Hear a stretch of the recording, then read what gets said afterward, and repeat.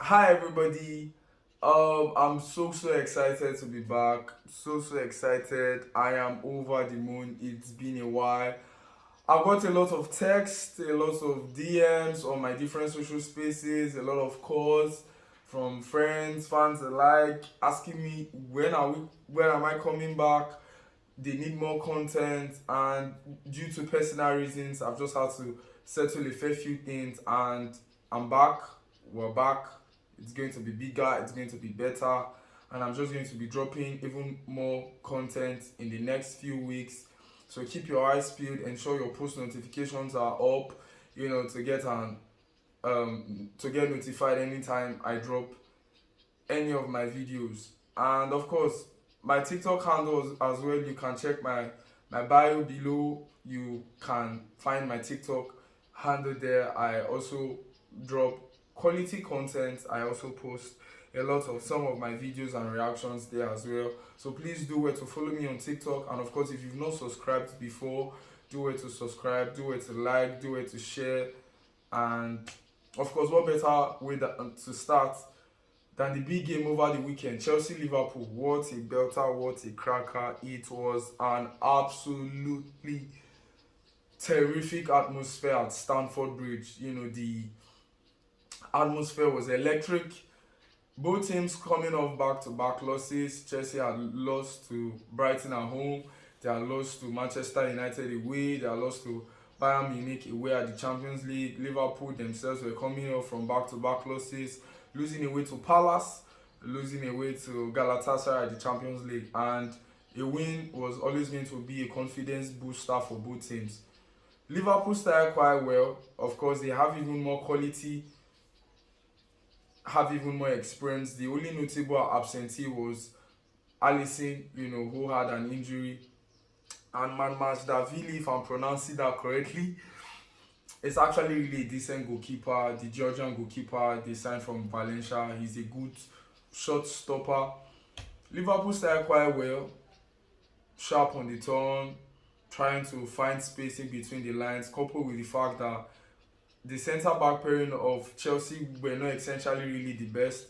We had Badiashile and George Ashepong, who is naturally a right back, tucking in at centre back to fill in for injuries, and then Badiashile just coming back from injuries. Chelsea will suffered from a lot of injuries.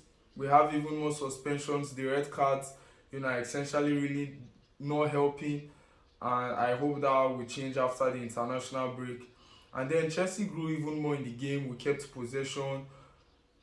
There was a tactical surprise. I always felt like it was Rich James that was going to tuck into midfield, play as a half 8, half 10. But instead, it was Malo Gusto playing into that half space in the midfield, playing sometimes as a half 10, and Rich James, just doing a job at right back to Corbin, Cody Gakpo.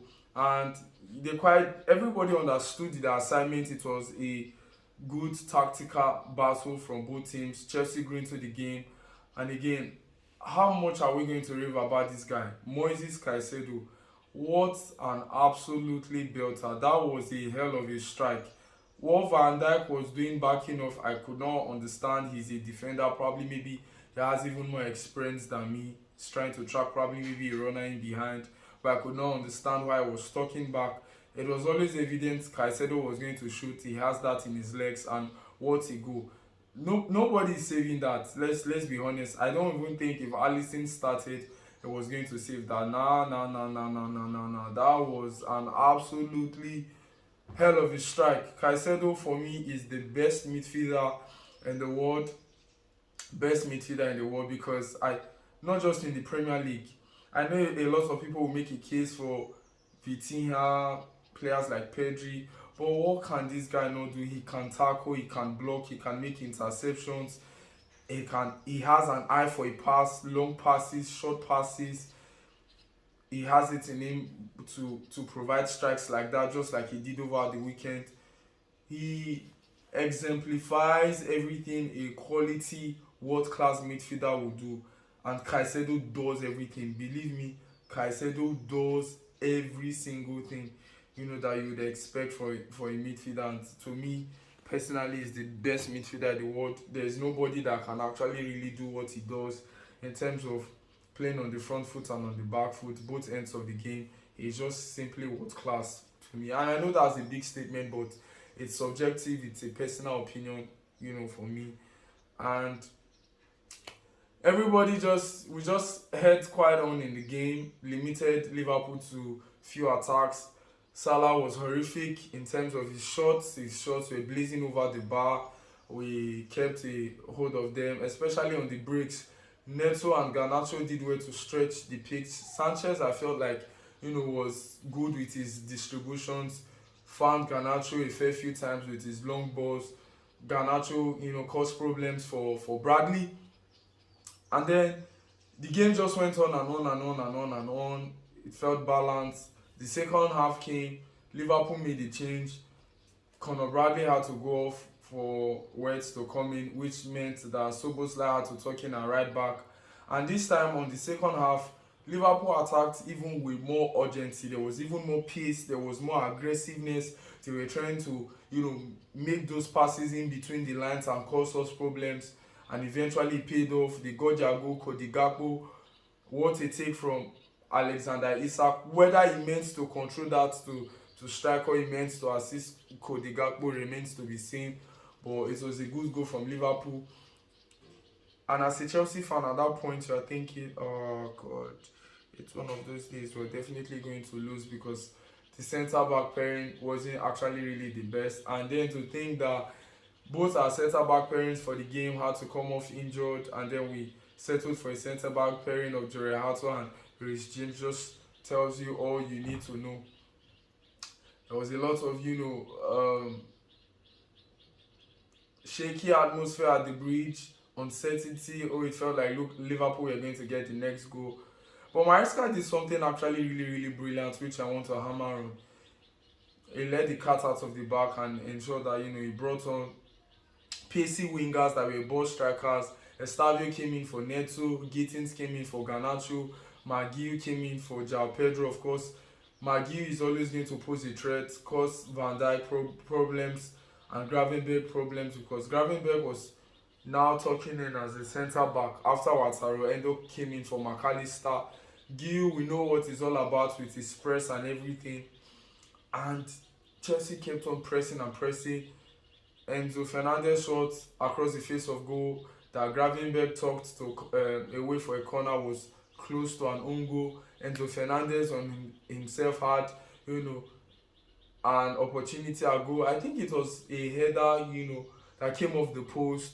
And then Gittins with a strike parried away by Mamadashvili. Estavio, the same thing. And we kept knocking at the door, kept knocking. And then Marco Cucurella, how many times do we really have to talk about him? A lot of people make comparisons with Nuno Mendes, who is the best left back with the world, but Cucurella has his qualities. His understanding of space, of the game is superb. I could actually really remember he was offside and he had to come back, to stay onside, and then Enzo Fernandez laid the ball, to him, and his understanding and his awareness of where Estavio was is actually really, really inept. He knew Estavio was at the back post and he just fired in a cross towards the back post for Estavio to attack. And Estavio, just talked him. What a way to score your first goal for the Premier League, for your team. At that time of the game, stoppage time winner, Stamford Bridge was rocking. Maresca lost his head, running towards the players to celebrate. It was one hell of an atmosphere at Stamford Bridge. Maresca got sent off. Speaking of talking about discipline, Maresca, of course, I know he got sent off because of the celebration. Of course, who wouldn't celebrate like that? After what we've been through in the last weeks with injuries, suspensions, with the red cards and everything. And then the Premier League champions, you go on and you play them at that place, because I felt like we were a whole lot better than Liverpool. We created more chances, won more duels. I think probably maybe even had more possession, had more shots on goal, had more shots on target, and everything. We were just top. We were top and we deserved the victory. And I feel like this is going to be a confidence booster for the team. There are a lot of players who will be staying behind, who will be resting, who will not be going for the international break because of injuries that they are trying to manage, and it's going to do a whole lot of good, for the squad. It ensures that when the international break is done and over, a lot of players are going to be coming back even more fresh. They must have had proper time to rest. Rich James, we've just read it is precautionary. He's not traveling to with the England squad. Moses Caicedo is staying back.